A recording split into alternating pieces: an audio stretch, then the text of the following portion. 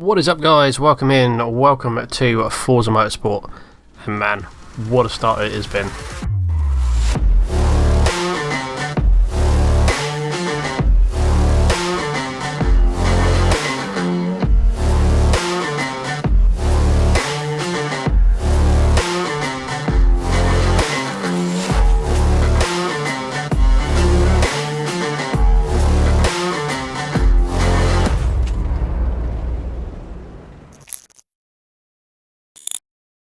Yes, that is right, we are in the new Forza game, Forza Motorsport, the reboot of the Forza Motorsport franchise from Turn 10 Studios, the franchise that originally got me hooked onto sim racing. Now in this one we're going to be going through the 3 online qualifying races that you need to do to access the public lobbies for the rotating races. It gives you an initial skill rating and an initial safety rating to help you in a sort of best case racing experience online. So we're starting off here at Grand Oak. This is one of the new Forza Originals. Starting the qualifying lap, and as you can see within the first 100 yards we dirty that lap to basically forget about that one. Quite like this track, but there's a lot more skill required to it I think than first looks. It's a lot of sweep and bends, which just means you're looking at carrying the maximum amount of average speed around the lap as you can. I know technically that's pretty much what you're after, but there's not really many hard braking or acceleration zones here. It's all about conserving your speed, not scrubbing too much on turn in, trying to get on the power at the right time so you don't understeer off, not waiting too long to get on the throttle because otherwise you'll be slow through the remainder of it, because as I say there's no real area to just put the power down to try and make up some time for or brake late to try and make up some time for some missed acceleration points here.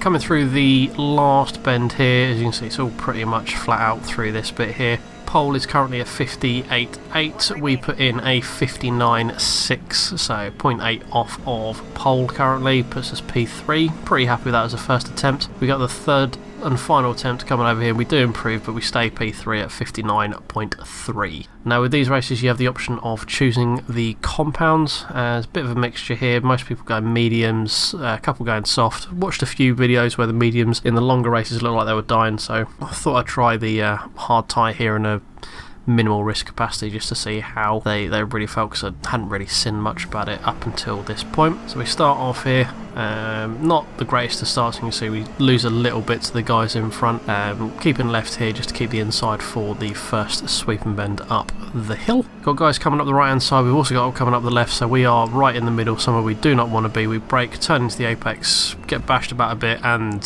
yeah, welcome to Forza. Is it really a Forza game if you don't end up backwards in the barrier on lap 1? Anyway, so we make up a free position here of someone else having an altercation. Gives us up to P10. As you can see, gaining on the cars in front here by the sort of middle of lap 3. Guy going a bit deep there in the braking zone. Nice little bit of lagging going on there, so this is going to be a fun one to try and get through. Guy appears to be using the controller as well based on his inputs. I'm using my Moses steering wheel for this one. I know wheel for Forza is a bit overkill. There's been a bit of a thing going on with the force feedback. I actually find it pretty damn good, I'm not gonna lie. I did use the settings from overtake.gg and they seem to be pretty spot on. But anyway, I digress. Let's go back to the race that's actually unfolding in front of us. And you can see here we catch up coming up the hill here. Guy, this is the lagging guy from earlier, changes his line mid-corner, so we have to back out of that bit. We go around the outside here, see if we can make it stick. We go a bit deep on that. We do cause a little bit of contact, but nothing too major. We gained a position, but also lost position with the guy going up the inside as well. Here on lap 7, we're trying to keep in contact with the guy, but we just outbrake ourselves, lock up a little bit, run a bit wide. Win on the grass, and that was pretty much all she wrote for there. So started P3, ended P7, so not the greatest, but as I say, it's Forza turn 1 incidences as they are. Technically it was turn 2, but it was turn 1 and 2 basically are just a double apex in this circuit. So anyway, on to the next one. We're not too worried about positions through these, we just want to get through them, get the initial ratings. So this is Hakone, or Hakone. Jury's out as to which one is the correct pronunciation. I prefer Hakone. Again, another Forza original track. A lot of sweep and bends on this one again, so very similar to Grand Oak here, but this one does have a nice long back straight that you can build your car up to be a bit more sort of top speed related, I think. So interesting diversity and some tunes coming later on. As you see, we've got that pretty tricky turn coming out the back straight. Does take a little bit getting used to find the braking point as it's sort of in the middle of nowhere.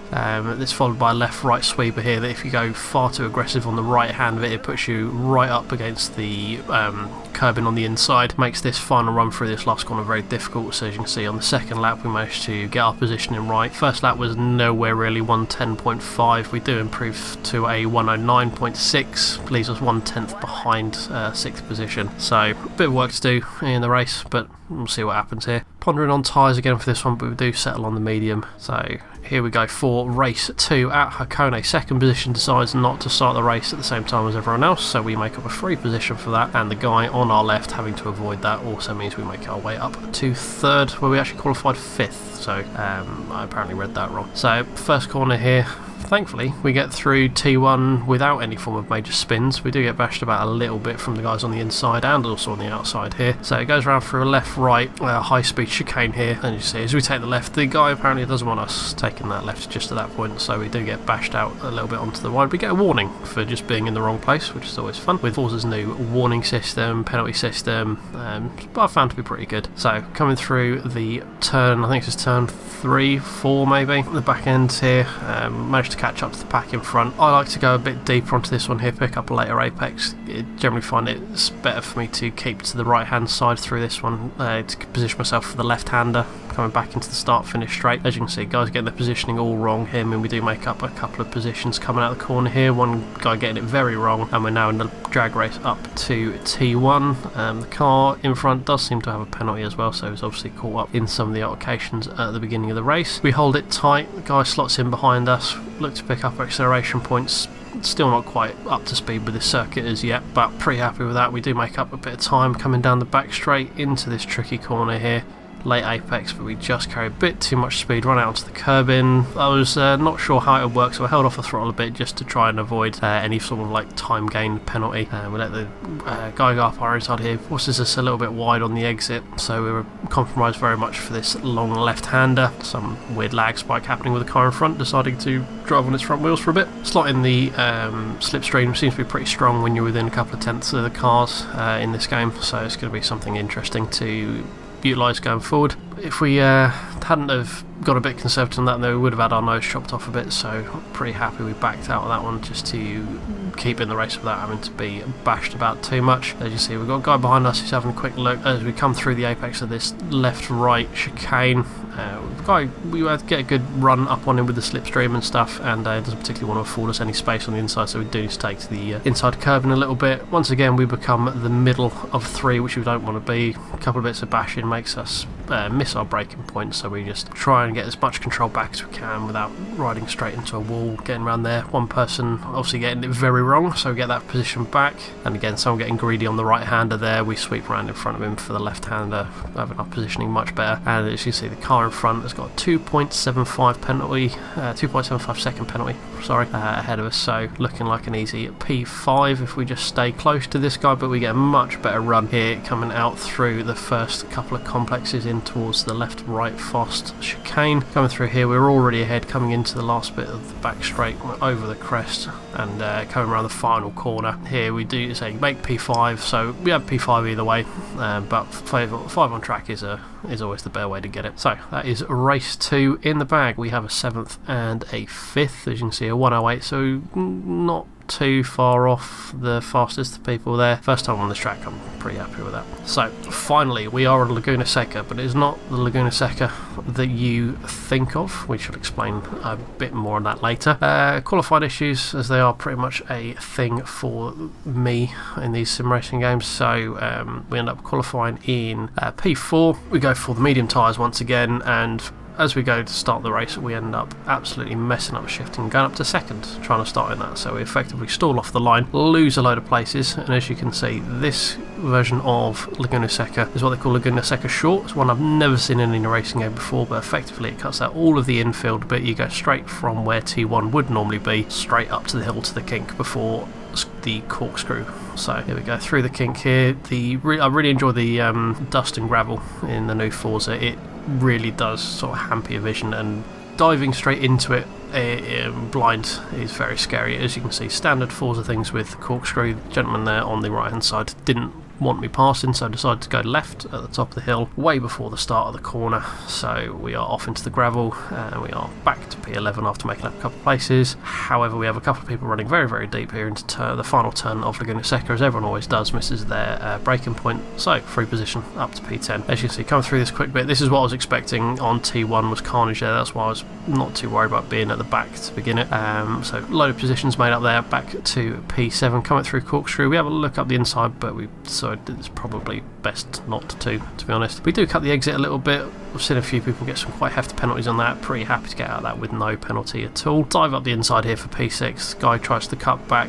We keep our car on the right hand side. We hold the apex. He wasn't expecting that, and we get a nice little lock on the rear quarter panel, but nothing too major. Picking up the braking point for the final turn. Going a little bit late, locking up a little bit, making sure there's space on the inside if the guy was going to dive bomb me, but we managed to get through that fine. A slow car here coming up through T1. We dive up the inside, but we do get a penalty for that. But I forgot that is technically the pit lane. So yeah, we do have a nice 1.2 second penalty to apply at the end of the race. Car got onto the gravel means I was distracted a little bit, caught the inside curb a bit more than I wanted to, hit the yellow sausage, sent us off into the gravel.